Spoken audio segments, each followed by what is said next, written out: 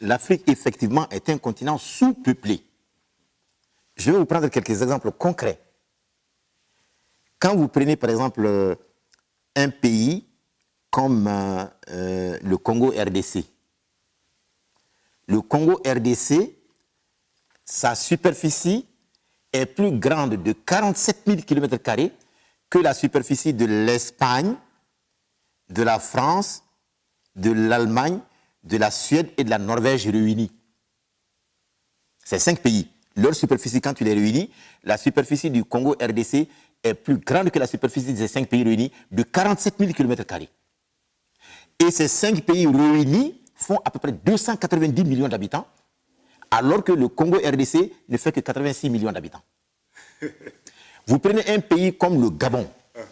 La superficie du Gabon est 2 fois plus grande que la superficie du Bangladesh. Le Gabon, en réalité, n'a que un peu moins de 4 millions d'habitants, à moins de 4 millions d'habitants, et le Bangladesh a 185 millions d'habitants. Soyons sérieux. On va enseigner à nos enfants qu'en Kadobo, Denguro, là, on est très nombreux.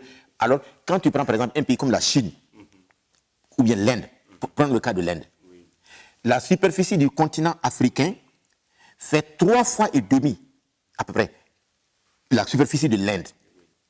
Or, l'Inde est plus peuplée que tout le continent africain réuni de 100 millions d'habitants.